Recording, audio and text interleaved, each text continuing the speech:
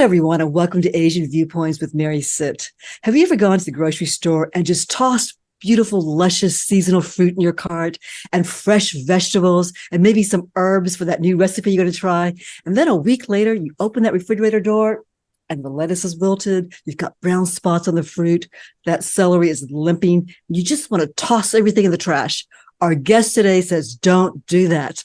Irene Lee is the co-author with her sister Margaret of this wonderful new book called Perfectly Good Food, a totally achievable zero waste approach to home cooking. Irene is also the 2022 James Beard Leadership Award winner, and she supports her team in Boston with May dumplings. She's also a consultant. What is the name of your consultancy? Prep Shift. Okay. And she consults small businesses and small restaurants with that. Irene, thanks for coming on the show. Hi, Mary. Thanks for having me. So I've been reading your book. It's really interesting. I know that one of the stats is the average American household of four wastes about $30 in food every week. That's more than $1,500 straight in the trash. I have to say that I'm guilty. I'm a household of two with my daughter. So we probably waste about $15 worth of food. And it's horrible. I feel guilty. What can we do about it? It happens to all of us. I think the way our society is organized makes it really easy to forget about that food that we paid for with our hard-earned cash, and makes it really easy to order pizza instead of going through our fridge and cooking what we have. So we know that this is a problem that all of us suffer from. Even myself, as a restaurant chef, there are things in my fridge that I discover and I wonder wow, I wonder what decade that was from. Throw that out and start over. But we also know that food waste is a major contributor to climate change. And although we might think that farms, restaurants, and grocery stores are the biggest food waste culprits, it actually is us consumers who have, we make almost 50% of our country's food waste. You have something in your book called the Food Waste Feast Manifesto, right? And there's 7 tips. Tell me about those real quickly. So the Food Waste Feast Manifesto is all about our approach to food waste. And I think we all probably know an environmentalist who is a little bit too serious when it comes to these issues. And so for us, the manifesto and really the big picture about the book is to be willing to experiment, to have a sense of humor, and to not be too hard on yourself. I think those are the themes that really speak to me and really are what sets this book apart from other books about food waste. So this morning before this interview, I went through my fridge. Okay. So these are tomatoes and I keep them on the counter because I would never put them in the fridge. They taste mealy. Look at it. Okay. It's all wrinkly, yucky. And normally I would, I might, if I have time, cut that spot off and eat it. Or I would just go, you know what? This looks bad. I just toss it down the garbage disposal. Sure. Yeah. Okay. Let me show you what else I picked up out of the fridge. My kid bought this. So I just sort of forgot about it because she bought it for something. Okay. This is bok choy. I love bok choy. Everyone sort of forgot about it. Yeah. It's gross. I didn't even want to touch it. Normally before your book, I would just toss this in the trash. Sure. What can I do with these things? Well, one of the things I would say is it depends what you're already cooking for yourself. There are a lot of ways to incorporate these ingredients that may be a little bit past their prime into the food that you're already making. So, for example, if you like to have scrambled eggs for breakfast, you could chop up those tomatoes and incorporate them into your scrambled eggs, like that sort of classic Chinese stir-fry dish. I have to tell you a sort of funny story. This weekend, I was at a conference talking about food waste. And the day before, I noticed that we had in our lunch boxes at the conference, there were a lot of people who weren't eating their apples and their salads. And so I went around and I collected all of the apples and salads. And I made an apple crisp using the apples that folks hadn't eaten. And I also incorporated the carrots and the tomatoes from their salads. I pureed them and then used it to thicken the apple crisp. I love that. And then I put toasted corn muffin crumbles also left over on top, and nobody could pick out what else was in there. They did not detect the carrots or the tomatoes. So sometimes you can even be a little bit sneaky about these things and get away with it. For those tomatoes, I would say cut off any part that really does not look good to you, but the rest of it should be perfectly good to eat.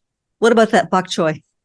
So I would start by putting that bok choy in a big bowl of water and peeling off anything that really feels like slimy or overly soft. And I like to do it in a bowl of water so that I'm not as bothered by the yucky bits. And then what I would do is just make sure whatever you're using them in, that you're cooking them pretty well. So a nice stir fry with some garlic is great. You could throw them in a soup, or you could even puree them for like a blended soup. So I love the concept of a box you put in your fridge called "Eat Me First." Yes, it's just like a little plastic bin, and you just throw things that your fresh stuff that will spoil in a week. You put that in that box, so every time you cook, you pull it out. Yeah. So the Eat Me First box was something that we actually started doing in the restaurant, because in a restaurant, you have a big walk-in refrigerator and it's very easy for things to get lost. So let's say, you use half an onion for an omelet and you put the rest of the onion in your fridge. If you're not careful, it's going to migrate all the way to the back and you'll never see it again. Happens to me all the time. Really? Yes, I have half an onion now in there. There you go. So half an onion, half a lemon, maybe a tomato that you can tell is starting to age a little bit. Those are all things that can go in the Eat Me First box. And we say to keep the box at eye level because it's out of sight, out of mind. You also have something called kitchen scrap stock bags and smoothie bags. So tell me how those things work. Because most of us are in a hurry. We don't have, we just want to chop and throw out the stuff that we're not going to use. Absolutely. So I think one of the things that I love about cooking with leftovers and trying to reduce waste is how good it feels when you figure out how to make something and you don't have to go to the store to buy it. So when I make my own stock, like my own chicken stock, for example, I'm like, oh, I'm so smart. I buy it at the store.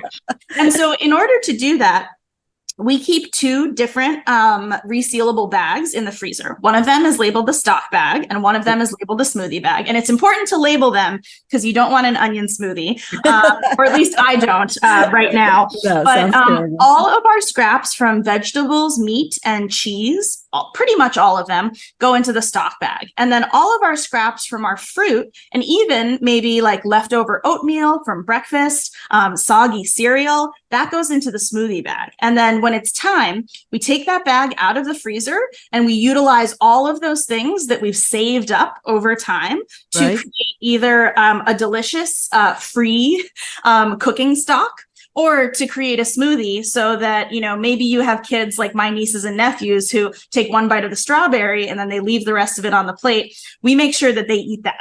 But maybe it's in a smoothie instead of fresh off the plate. You put oatmeal in a smoothie? Oh, yeah. So, oh my goodness. Irene, I had oatmeal. I made some oatmeal and I didn't get around to eating it for hours. It was just like a nice glob. I just went, I hate wasting this, but it went straight in the trash because I didn't know what to do with it. It looked terrible. It looked like paste. You know what I mean? Yes. Exactly. So throwing it in a smoothie, I just think is so smart because when you think about like those fancy juice places, they're using oat milk and sometimes they're putting whole oats in your smoothie. So it's basically the same thing, but it's something that you rescued from your breakfast table and now you can serve at your lunch table. Okay, let's talk about expiration dates very quickly. My kids are, I don't know where they got it in their heads. Okay, they're in their 20s. They decide as soon as this one day past the best buy, best whatever that date is, right? Right. They would just toss it. You can't eat that. I'm going, and I used to go around saying, if it smells okay, and if it looks okay, it's probably okay. And they will come back with, but mom, you can't see the bacteria in there and it spreads the fruit and it's invisible. So toss it or you'll get sick. This is what they tell me. Oh boy. Yeah. Can you address that? Yeah. I mean, big food companies have trained us very well to think about food as being either good or bad. When in reality, there's a whole spectrum in between. Best by dates and expiration dates are not based on any objective measure of food science. That's just the truth. So it's a marketing thing. It's a marketing thing. That's the manufacturer's way of telling you this product will be at its peak if you eat it within this time frame.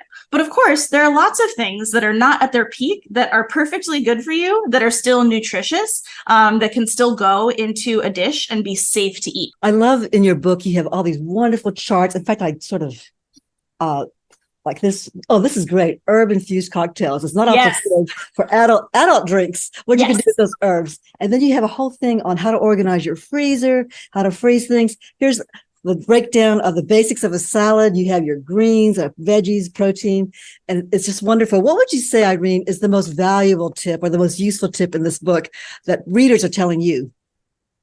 People love the Eat Me First box. And then on top of that, I think really encouraging people to think about their freezer as not just ice cream storage, although there's a lot of ice cream in my freezer. Also, a machine that can help you press pause on your ingredients to enable you to have time to get the most out of them. So as with the stock bag or the smoothie bag, the freezer really helps you stop time, press pause, and then you can utilize that thing when you're ready for it. The other recommendation that we've gotten is that, you know, if you're someone like me, if you love to go to Costco and kind of stock up, if you buy like one of those big bags of spinach, maybe you take half of it and put it in the fridge, and that'll be for your salads, your fresh applications. You can just put the other half of the bag in the freezer, and then it's perfect. It's ready to go for a smoothie, a stir fry, an omelet. There's no reason that it has to live in the fridge. Same with your lemons and limes. You like to buy just toss that. I'm sorry. Can you just toss that whole bag of the half bag of lettuce, spinach in the freezer, or do you have to like flatten it and do all this? I put it right in the freezer. Toss it in. Think about cooking things that maybe you ordinarily wouldn't cook. So we have a recipe in the book for stir-fried lettuce. We have a recipe that has stir-fried cucumber. And those are all ways to utilize a food to let its positive qualities shine through, and maybe its squishiness not be so much of an issue. One of the other things about this book that's so exciting is that we want to save time. We want to make cooking easy, because that's what's going to encourage all of us to do more of it. I think some people think of like zero waste cooking as being really time intensive. Like you have to use up every little scrap. Right. For us, you know, the truth is like we're lazy cooks. We don't want to go to the store. We don't want to chop everything, you know, into a tiny little square or anything like that.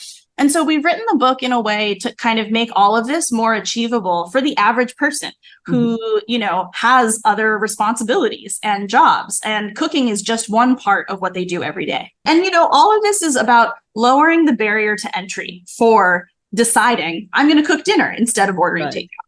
Irene, thank you so much for being with us and giving these wonderful tips on how to have zero waste approach to our home cooking. Thank you so much. Thanks so much, Mary. If you enjoyed this video, please click the like button below and be sure to subscribe if you haven't done so. I'm Mary Sitt. I'll see you again in the next video.